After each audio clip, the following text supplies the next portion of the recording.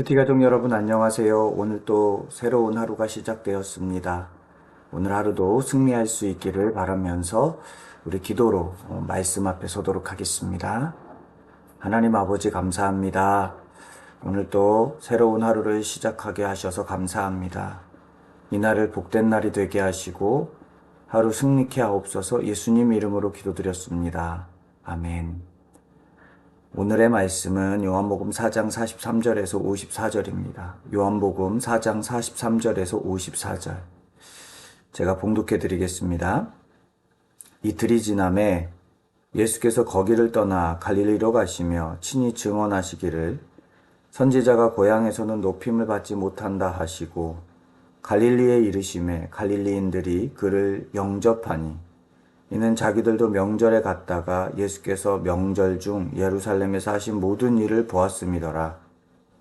예수께서 다시 갈릴리 가나에 이르시니 전에 물로 포도주를 만드신 곳이라. 왕의 신하가 있어 그의 아들이 가버나움에서 병들었더니 그가 예수께서 유대로부터 갈릴리로 오셨다는 것을 듣고 가서 청하되 내려오셔서 내 아들의 병을 고쳐주소서 하니 그가 거의 죽게 되었음이라. 예수께서 이르시되 너희는 표적과 기사를 보지 못하면 도무지 믿지 아니하리라. 신하가 이르되 주여 내 아이가 죽기 전에 내려오소서. 예수께서 이르시되 가라 네 아들이 살아있다 하시니 그 사람이 예수께서 하신 말씀을 믿고 가더니 내려가는 길에서 그 종들이 오다가 만나서 아이가 살아있다 하거늘 그 낫기 시작한 때를 물은즉 어제 7시에 열기가 떨어졌나이다 하는지라. 그의 아버지가 예수께서 내 아들이 살아있다 말씀하신 그때인 줄 알고 자기와 그 온 집안이 다 믿으니라. 이것은 예수께서 유대에서 갈릴리로 오신 후에 행하신 두 번째 표적이니라. 아멘. 오늘 본문은 왕의 신하를 예수님께서 고치신 이야기입니다. 이 왕의 신하는 가버나움에서 사는 고위 관리였습니다. 그런데 이 왕의 신하의 아들이 죽을 병에 걸렸습니다. 그때 이제 예수님께서 사마리아 여인을 고치시고 갈릴리 가나로 오시게 됩니다. 근데 예수님께서 갈릴리 가나에 오셨다는 소식을 듣고 가버나움에서 가나까지 오게 됩니다. 이 거리가 약 30km입니다. 근데 그곳에 와서 이 왕의 신하가 자신의 아들을 고쳐달라고 예수님께 간청을 합니다. 아마도 이 왕의 신하는 요한복음 2장에서 예수님께서 가나 혼인잔치집에 물이 포도주로 바꾸는 기적을 일으켰다는 소식을 들었던 것 같아요. 그러니 예수님을 만나면 자신의 아들의 병을 고칠 수 있을 거라는 생각에 30km를 한달음에 달려온 겁니다. 이 신하는 체면도 지위도 다 내려놓고 오직 한 가지 아들 살리려는 목적을 위해서 예수님 앞에 엎드립니다. 우리가 하나님 앞에 엎드릴 때 이 왕의 신하처럼 자신의 자아를 내려놓을 줄 알아야 합니다. 신앙을 지도하다 보면 공통된 것을 발견하는데요.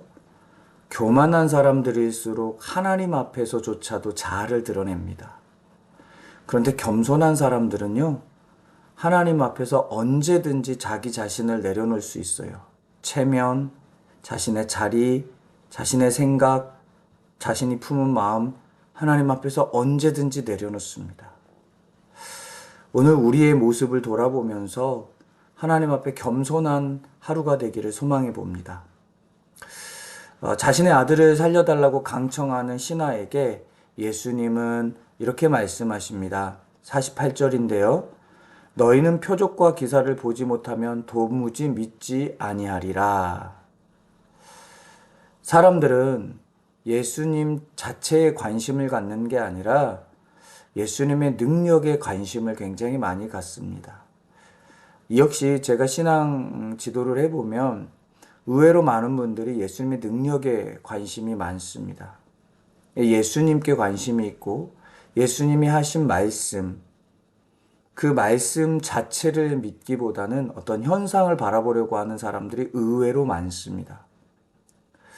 아마도 예수님은 그것에 대해 답답함이 있으셨던 것 같아요. 그러니 48절에 표적과 기사를 보지 못하면 도무지 믿지 못한다고 답답한 표현을 하고 계신 것 같습니다.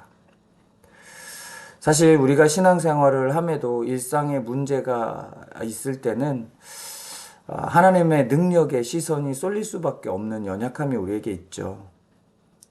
그런데 우리는 눈에 보이는 현상, 기적 이런 것도 너무 중요하지만 사실은 그것보다도 말씀을 신뢰하는 훈련을 해야 합니다.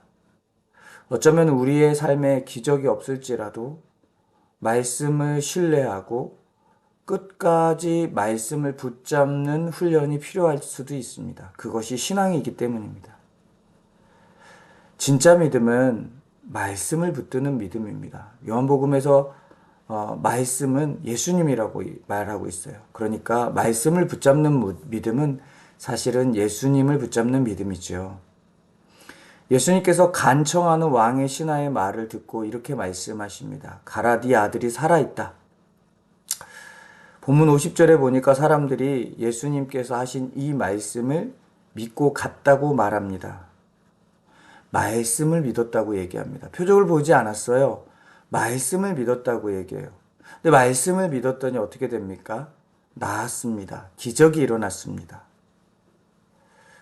오늘 말씀은 우리에게 말씀에 대해서 얼마나 신뢰하고 있는지를 도전하는 말씀입니다.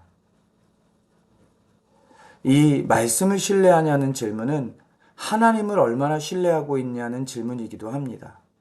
현상이 없어도 당장 내 문제가 기적처럼 바뀌지 않아도 하나님을 끝까지 신뢰하냐는 물음이 있는 겁니다. 이 물음 앞에 오늘 우리가 답답하고 힘들어도 우리는 하나님을 끝까지 신뢰합니다라고 고백할 수 있는 그런 믿음의 자리로 나아갈 수 있는 저와 여러분들이 되기를 소망합니다. 그런 믿음의 자리로 나아가잖아요. 그러면 우리 삶에서 죽게 된 이 왕의 신하의 아들과 같은 문제가 있을 때 하나님께서 앞서가셔서 고쳐주시게 될 거라고 믿습니다. 기도하겠습니다. 하나님, 오늘 또 말씀 주셔서 감사합니다. 기적도 중요하지만 기적을 통해 보여주신 예수님, 그리고 그 예수님의 말씀을 신뢰하는 우리가 되게 하여 주옵소서. 오늘 특별히 주님께 나아가면서 하나님 우리의 자아를 십자가에 함께 못 박아 오직 내 삶에 주님만 드러나는 삶으로 나아갈 수 있도록 인도하여 주옵소서. 감사드리며 예수님의 이름으로 기도드렸습니다. 아멘. 오늘 또 말씀을 붙잡고 하루를 승리하는 여러분들을 사랑하고 축복합니다. 감사합니다.